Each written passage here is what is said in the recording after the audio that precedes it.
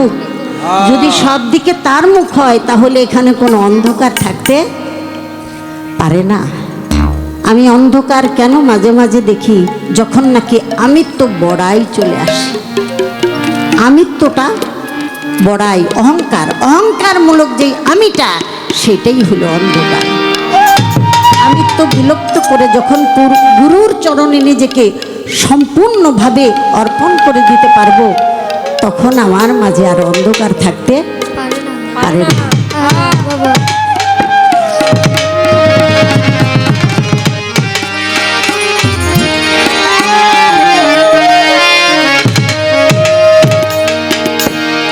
কারো রবে না ধন, জীবন যৌবন, তবে কেন এত বাসনা, কারো রবে না ধন, জীবন যৌবন, তবে কেন এত বাসনা, কারো রবে না ধন, জীবন যৌবন, তবে কেন এত বাসনা, কারো রবে না ধন, জীবন যৌবন, তবে কেন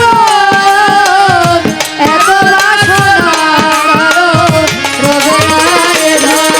একবার সপুরের দেশে পাই দেখিলাম করছে, সপুরের দেশে পাই দেখিলাম করছে, উঠিস না রে ভেসে, পেয়ে যন্ত্রণা, কারো রবে না ধন, জীবন যৌবন, তবে কেন এত বাসনা, কারো রবে না ধন, জীবন যৌবন, তবে কেন এত বাসনা, কারো রবে না ধন, জীবন যৌবন, তবে কেন এত বাসনা, কারো রবে না ধন। যে করে কালা চরণের আশা, জানো না রে মন তার কি দুর্দশা, যে করে কালা চরণের আশা, জানো না রে মন তার কি দুর্দশা। বলি রাজা ছিল আর সর্বসাধন নিলা, বলি রাজা ছিল আর সর্বসাধন নিলা, বলি রাজা ছিল সর্বসাধন নিলা, বামন রূপে প্রভু করে ছলনা, রবে না ধন, জীবন যৌবন, তবে কেন এত বাসনা, কারো রবে না ধন, জীবন যৌবন, তবে কেন এত বাসনা, কারো রবে না ধন, জীবন যৌবন, তবে কেন এত বাসনা, কারো রবে না ধন। বামন রূপে প্রভু বেটে প্রভু এসে বলেছিল, বলি রাজা আমাকে একটু পা ফেলার জায়গা দাও, একটু থাকার জায়গা দাও।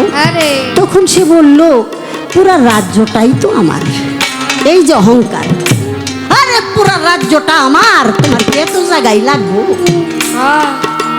বলল তাই নাকি? সেই প্রভু পাটা যখন ফেললো,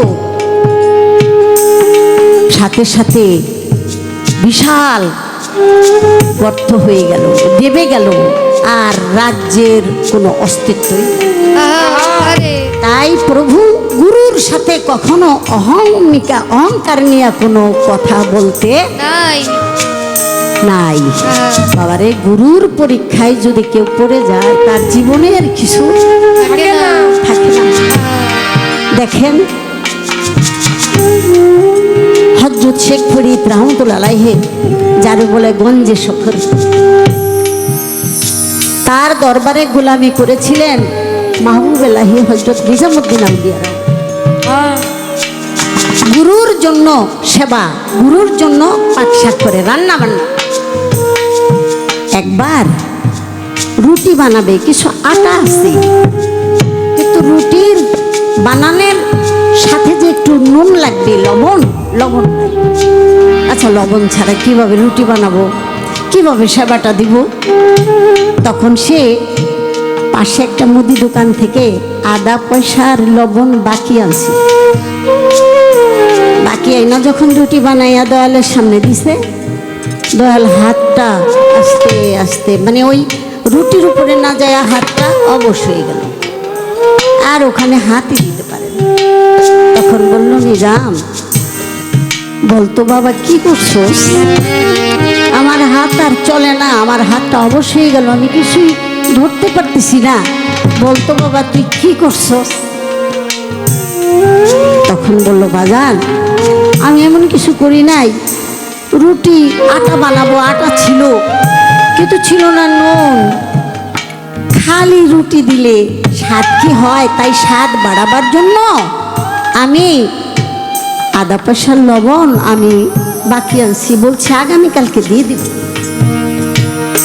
তখন বলল, বাজান আগামীকালকে তুমি দিবা, তুমি 1 ঘন্টা পরে বেঁচে থাকবা কিনা তার কি গ্যারান্টি আছে তোমার? তাই তো বাবা, আরে 1 ঘন্টা ও যে কোনো মেয়ে গ্যারান্টি। তাহলে আগামীকাল তুমি ওয়াদা করেছো, তুমি এইটা ইমানদারি কাজ করো না। এজন্য আল্লাহ জরুরি করে ঋণ মুক্ত হইয়া তুমি কবরে এসো। হ্যাঁ, মুসলমান না হইয়া কবরে আইসো না। আল্লাহ বলেছে আত্মসমর্পণ। মুসলমান মানে আত্মসমর্পণ। মুসলমান আত্মসমর্পণ কার কাছে? প্রভুর কাছে, মালিকের কাছে আত্মসমর্পণ। তুমি যদি একজন মালিক পাও, তার কাছে যদি তুমি আত্মসমর্পণ করতে পারো, তাহলে তুমি নিরাপত্তায় চলে গেছো। আর যে নাকি আত্মাকে নিরাপত্তা স্থানে দিয়ে দেয়, সেটাই তো শান্তি। আর চেয়ে বড় শান্তি আর কি? আমার একজন মালিক আছে, তাই না? এটাই তো পরম শান্তি। তাই আল্লাহ বলেছেন যে কোন ঋণগ্রস্ত ব্যক্তি সে মুসলমান না। বলেন, নামাজ, রোজা, হজ, যাকাত, কালেমা কত কিছু করি, আমার হজ করতে হবে, হাজি হইতে হবে। কি বাবা, টাকা গুছাইছি, কিছু টাকা বাকি আছে, প্রয়োজন বোধে আমি আরেক জায়গা থেকে ঋণ করি, বেদবি নিয়েন না কিন্তু। তারপরে আমার হাজি হইতে হইব। আমার পাশের বাইরে হাজি কয়, আমারে হাজি কয় না, এই জ্বালা কেন সহ্য হয়? আমার হাজি হইতে হবে প্রয়োজন বোধে। ঋণ, সে আরো ঋণ আছে, অনেক জায়গায় ঋণ আছে, তারপরে এই চিন্তা করে না, সে ঋণগ্রস্ত হয়। কিন্তু আল্লাহ এটাকে অপছন্দ করে। তুমি যদি ইমানদার হও, তোমার আল্লাহ আছে, এই আল্লাহর উপরে নির্ভরশীল না হইয়া তুমি যদি কোনো ব্যক্তির উপরে নির্ভরশীল হও, এটাই ঈমানহীন কাজ। তাই আমার শেখ ফরিদ কান্না করে বলল, বাজান তুমি আমার এত ক্ষতি করলা, তাই না বাবা? গুরুর দরবারে কোনো ভক্ত যদি কোনো প্রকারের ভুল ত্রুটি করে, সেটার জন্য জবাবদিহিতা করতে হয় গুরু। এজন্য ভক্তকে খুব সচেতন এবং সাবধান থাকতে হয়। তাই বলেছিল, বাবা এই কষ্ট তুমি আমাকে দিলা, কেন তুমি এই কাজটা করলা? তুমি চলে যাও, 6 মাসের মধ্যে তুমি আমার দরবারে আইসো। আরে কি বাবা, এটা কিন্তু গুরুর পরীক্ষা, এটা আমাদের শিক্ষা হয়ে যায়। এই জন্য বলা হয়েছে যে আমরা গুরু ধরেছি, কিন্তু গুরুকে যেন আমরা হেলা ফেলা না। গুরুর গুরুত্বটা যেন আমরা পরিপূর্ণভাবে বুঝতে পারি। সব সময় সচেতন থাকতে হবে, গুরু পরীক্ষায় যেন আমরা কেউ না পড়ি। তাই এখানে কথাটা সাইজি লালন বলেছে, প্রত্যেকটা ছন্দে কত যে ঘটনা বলি বাবা। একটা গান যদি বিশ্লেষণ করে স্টেজে উপস্থাপনা করা লাগে, করতে হয়, তাহলে অনেক সময় চলে।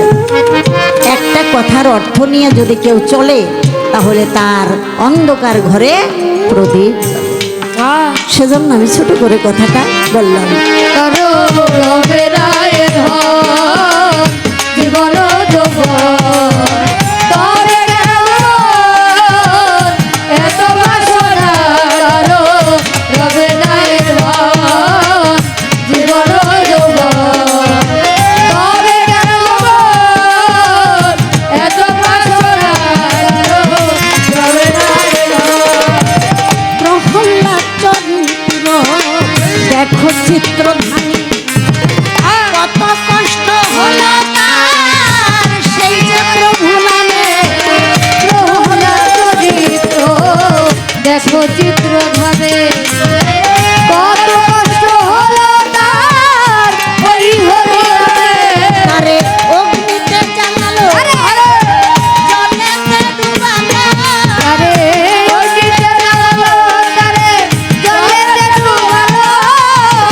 অগ্নিতে জ্বালালো, জলেতে ডুবালো, তবু না ছাড়িল চিরুক সাধন। আরে রবে বাজা জীবন ভালো ভালো।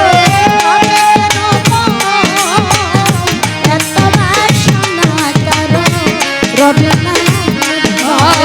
জীবন যৌবন, তবে কেমন এত বাসনা।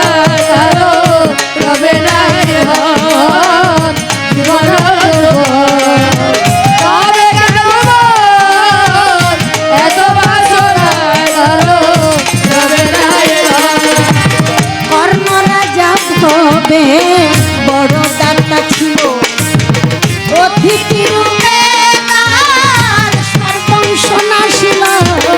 কর্ণরাজা হবে বড় দাতা ছিল, অতিথি রূপে তার সর্বস্বরা ছিল। প্রভু কর্ণই অনুরাগী না হইবা দুঃখী। তবু কর্ণই অনুরাগী বলে না হইল সুখী। কর্ণই অনুরাগী না হইল সুখী। অতিথির মন সেজে কর্ণ আরে রবে বাবা জীবন ভালো। তবে কেন এত বাসনা রবে জীবন যৌবন, তবে কেমন এত বাসনা।